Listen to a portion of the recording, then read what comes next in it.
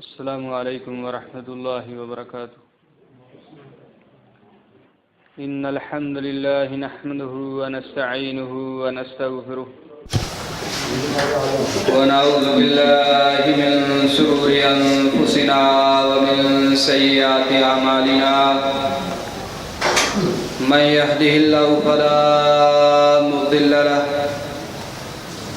ومن يضلله فلا هادي له. واشهد ان لا اله الا الله وحده لا شريك له واشهد ان محمدا عبده ورسوله. اما بعد فان خير الحديث كتاب الله وخير الهدي هدي محمد وشر الامور محدثاتها وكل محدثة بدعة وكل بدعة ضلالة وكل ضلالة في النار. اللهم صل على محمد وعلى آل محمد كما صليت على إبراهيم وعلى آل إبراهيم إنك حميد مجيد. اللهم بارك على محمد وعلى آل محمد كما باركت على إبراهيم وعلى آل إبراهيم إنك حميد مجيد. أعوذ بالله السميع العليم من الشيطان الرجيم. بسم الله الرحمن الرحيم. والفجر وليال النشر والشفع والوتر والليل إذا يسر هل في ذلك قسم لذي حجر. اور فجر کی قسم اور 10 راتوں کی قسم. فجر کی قسم 10 راتوں کی قسم. جفت اور طاق کی قسم. رات کے آنے جانے کی قسم. هل فی ذالک قسم لذی حجر. کیا یہ قسمیں کافی نہیں عقل مند اور دانا کے لیے. صدق اللہ العظیم. اللہ تعالیٰ کے قرآن سے سورہ الفجر کی پہلی 5 آیات کریمہ تلاوت کرنے کا شرف حاصل ہوا ہے.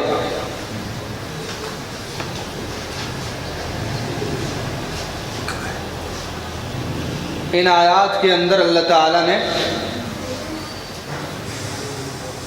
مختلف قسمیں کھائی. فجر کی قسم، 10 راتوں کی قسم، رات کے آنے جانے کی قسم. اللہ رحمان جب کسی چیز کی قسم کھاتے ہیں تو اس چیز کی عظمت کی دلیل ہوا کرتی ہے.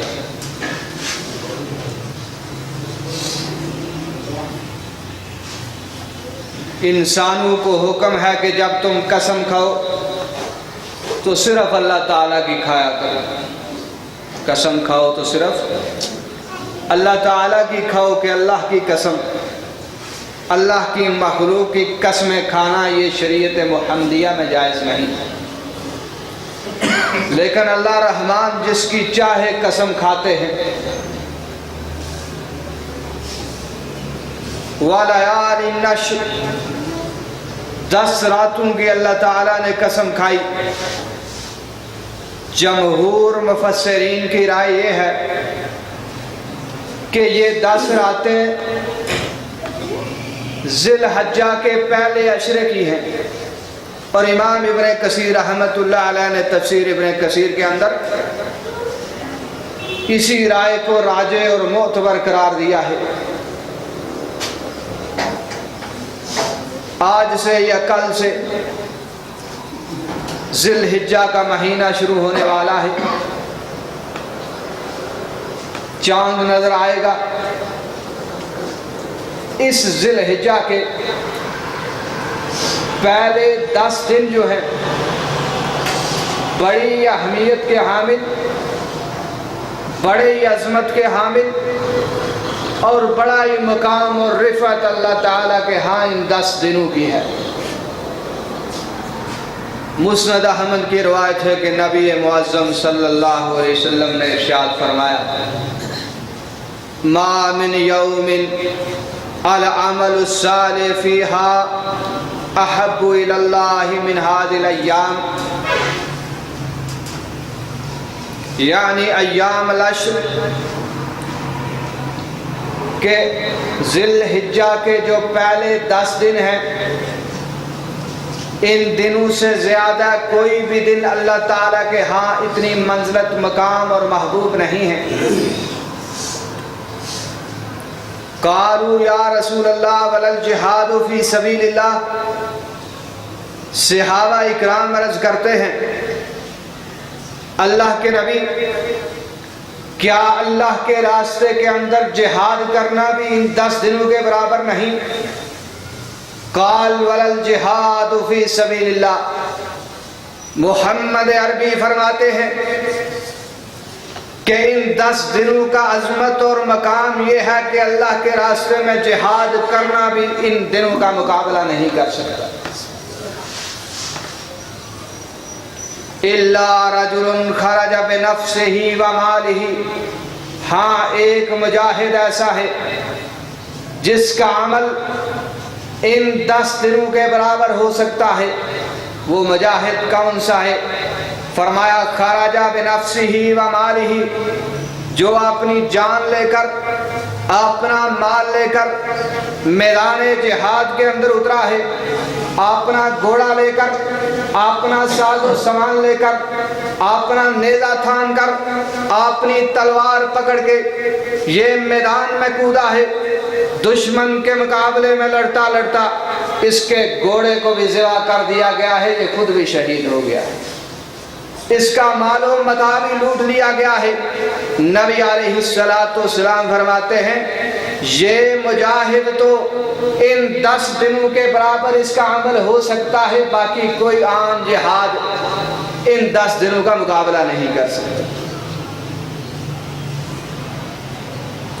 مسند بزار کی حدیث ہے،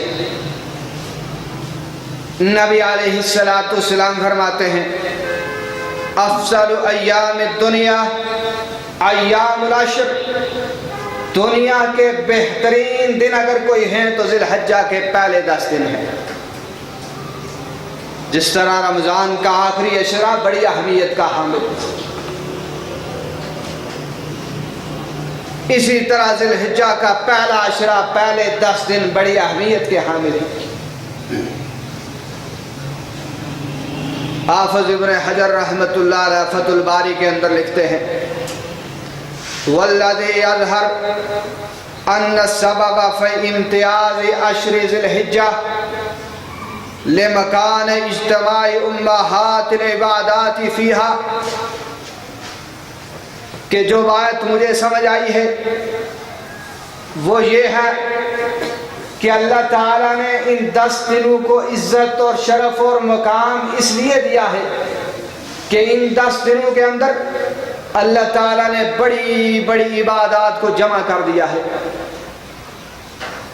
انہی 10 دنوں کے اندر اللہ تعالیٰ نے عید الاضحیٰ کی ایک اضافی نماز رکھ دی ہے۔ انہی 10 دنوں کے اندر اللہ تعالیٰ نے یوم عرفہ کا روزہ رکھا ہے۔ انہی 10 دنوں کے اندر اللہ نے قربانی جیسا بہترین عمل رکھا ہے۔ انہی 10 دنوں کے اندر یوم عرفہ کا دن آئے گا۔ انہی 10 دنوں کے اندر مینا اور مزدلفہ کے دن آتے ہیں۔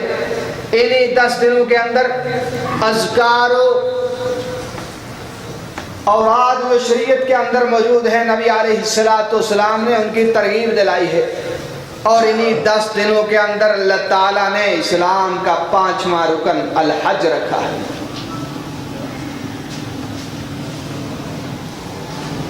ایک اضافی نماز عید الاضحیٰ مسلمان میدان کے اندر نکل کر 2 رکعت نماز پڑھ کے واپس آتے ہیں، فرشتے راستے کے اندر انہیں مبارکیں دیتے ہیں، مبارک ہو اللہ تعالیٰ نے تمہاری زندگی کے سارے گناہ معاف کر دیے۔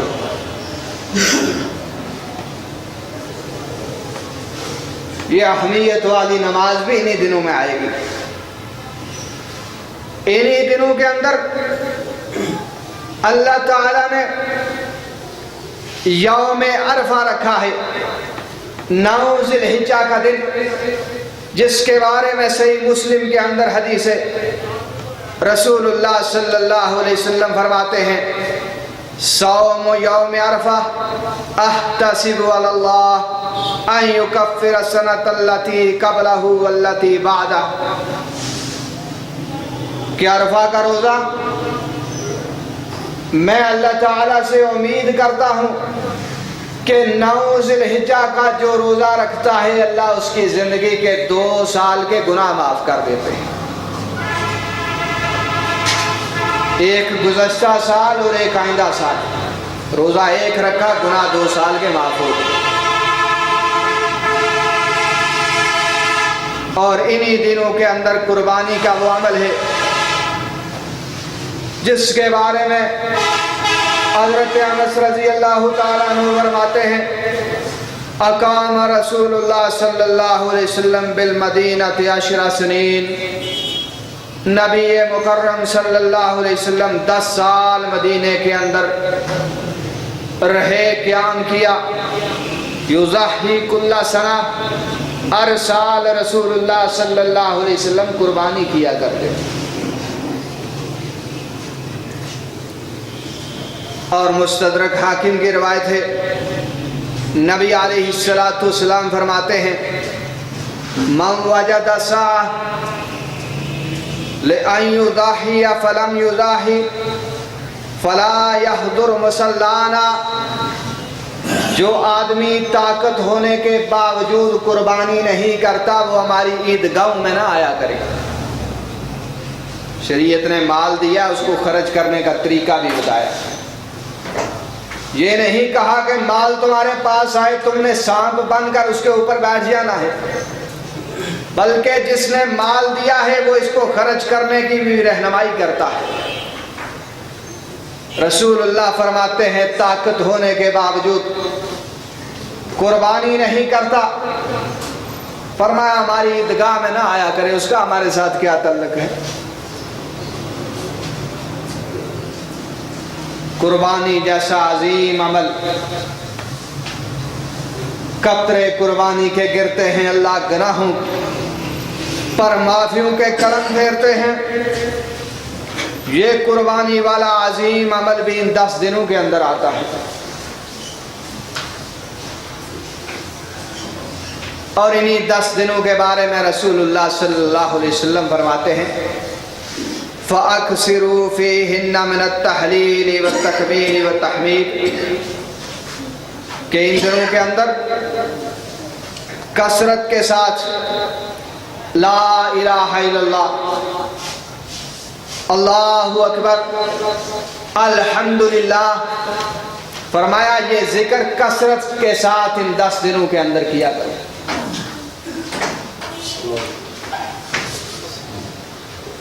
اور صحیح بخاری کے اندر حضرت عبداللہ ابن عمر اور حضرت ابو ہریرہ رضی اللہ عنہما کا یہ عمل درج ہے کہ دونوں بازار کی طرف نکلا کرتے تھے، بآواز بلند کہا کرتے تھے اللہ اکبر، اللہ اکبر، لا الہ الا اللہ، الحمدللہ۔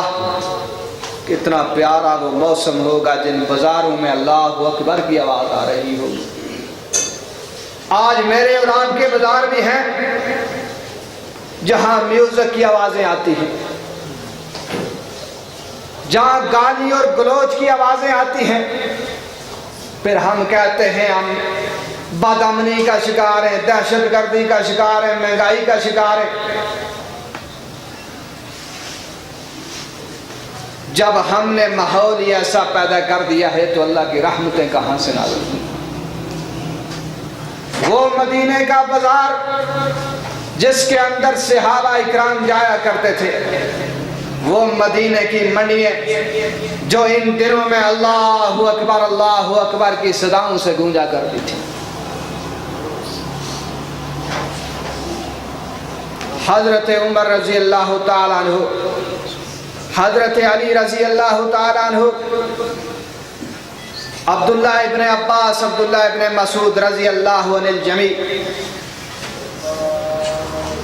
9 تاریخ سے لے کر 9 تاریخ کی فجر سے لے کر 13 تاریخ کی عصر تک ہر فرض نماز کے بعد اونچی آواز میں کہتے تھے اللہ اکبر، لا الہ الا اللہ، الحمدللہ۔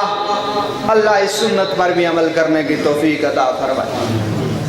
یہ 10 دن اتنی اہمیت کے حامل، یہ ذی الحجہ کے پہلے 10 دن اتنی فضیلت کے حامل کہ جن کے اندر اللہ تعالیٰ نے یوم عرفہ رکھا ہے۔ وہ عرفہ کا میدان جہاں حاجی جمع ہوتے ہیں، دوپہر سے لے کر سورج غروب ہونے تک اللہ تعالیٰ کے سامنے التجا کرتے ہیں، دعائیں مانگتے ہیں۔ نبی علیہ السلام فرماتے ہیں ما من یوم اکثر من ان یاتک اللہ عز وجل فیہا ابدا من النار۔ اس عرفہ سے بڑھ کر کوئی ایسا دن نہیں جس دن کے اندر اللہ تعالیٰ لوگوں کو جہنم سے آزادیوں کے سرٹیفکیٹ جاری کرتے ہیں۔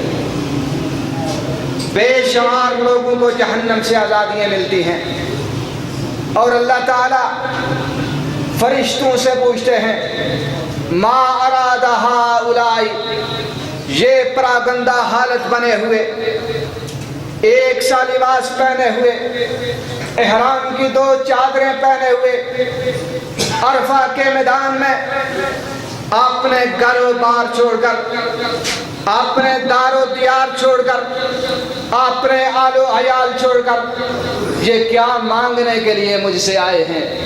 فرشتے عرض کرتے ہیں اللہ یہ معافیاں مانگنے کے لیے آئے ہیں۔ اللہ رحمان فرماتے ہیں وَاشْهَدُوا يَا مَلَائِكَتِي أَنِّي قَدْ غَفَرْتُ لَهُمْ، میرے فرشتوں گواہ ہو جاؤ اس عرفات کے میدان میں جو جو آیا ہے میں نے سب کو معاف کر دیا ہے۔ نبی علیہ السلام نے اس میدان کے اندر دعائیں کی اللہ میری امت کو معاف فرما، اللہ میری امت کو معاف فرما۔ حدیث کے اندر آتا ہے سنن ابن ماجہ کے اندر اللہ تعالیٰ فرماتے ہیں پیارے حبیب میں نے آپ کی ساری امت کو معاف کر دیا ہے، جو ظالم ہے اس کو نہیں معاف کیا۔ دوسرا دن ہوتا ہے رسول اللہ نے مزدلفہ کے اندر فجر کی نماز ادا کی۔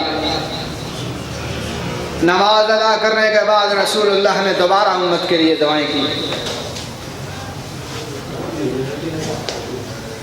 10 ذی الحجہ والے دن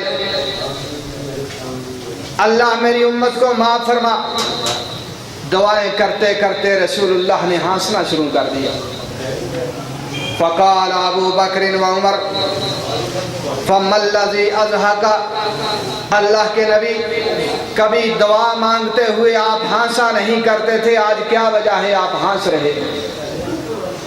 نبی علیہ السلام فرماتے ہیں ان عدو اللہ ابلیس لما علم ان اللہ عز وجل قد استجاب دعائی وغفر لامتی، کہ ابلیس بے ایمان اللہ کے دشمن نے جب دیکھا کہ اللہ تعالیٰ نے میری دعا کو قبول کر کے فرمایا جا محمد میں نے تیری امت کو معاف کر دیا ہے، جو جہاں حج کرنے کے لیے آئے ہیں میں نے سب کو معاف کر دیا ہے۔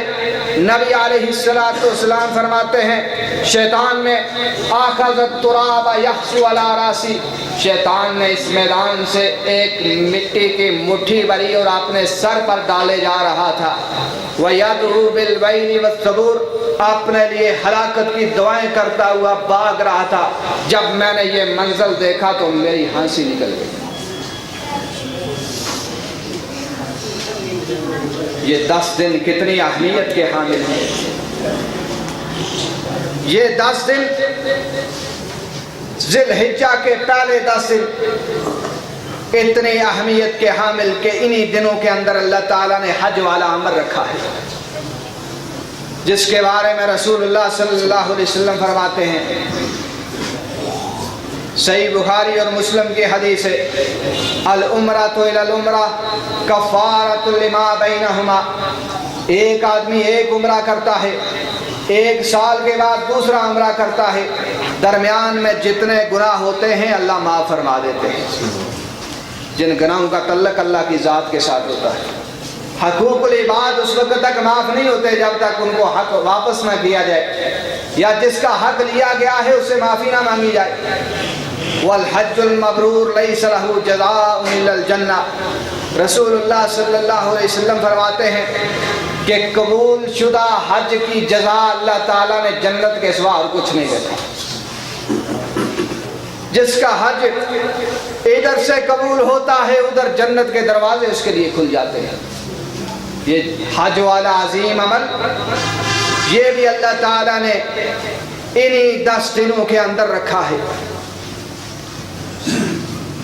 رسول اللہ صلی اللہ علیہ وسلم فرماتے ہیں، صحیح مسلم کی روایت ہے کہ جو ذی الحجہ کا چاند دیکھ لیتا ہے، ذی الحجہ کا جو چاند دیکھ لیتا ہے اور اس کا ارادہ یہ ہے کہ میں قربانی کروں گا، رسول اللہ صلی اللہ علیہ وسلم فرماتے ہیں فلا یاخذ من شہرہ ولا من اظفارہ. وہ پھر اپنے بال بھی نہ کٹوائے، اپنے ناخن بھی نہ کٹوائے، قربانی کرنے کے بعد کٹوائے. اس کا مطلب یہ ہوا کہ چاند یا آج رات کو نظر آئے گا یا کل رات کو نظر آئے گا، تو ہم نے سورج غروب ہونے سے پہلے پہلے اپنے ناخن بھی تراش لینے ہیں. جس نے بال کٹوانے ہیں وہ بال بھی کٹوا لے. یہ حکم اس کے لیے ہے جس نے قربانی کرنی ہے. قربانی کرنے کے بعد اپنے ناخن تراشے، اپنے بال کٹوائے، اللہ تعالیٰ اس کو ناخن کاٹنے کے برابر اور بالوں کی تعداد کے برابر بھی اللہ نیکیاں عطا فرماتے ہیں. یہ ایسی اہمیت کے حامل دن ہے. چند احکام جن کا تعلق قربانی سے ہے، صحیح مسلم کی حدیث آپ کے سامنے رکھتا ہوں. نبی علیہ السلام فرماتے ہیں لا تذبحوا الا مسنہ. قربانی کے لیے صرف دوندہ جانور لگتا ہے، دوسرا نہیں لگتا. یہ رسول اللہ کا فرمان ہے صحیح مسلم کے اندر.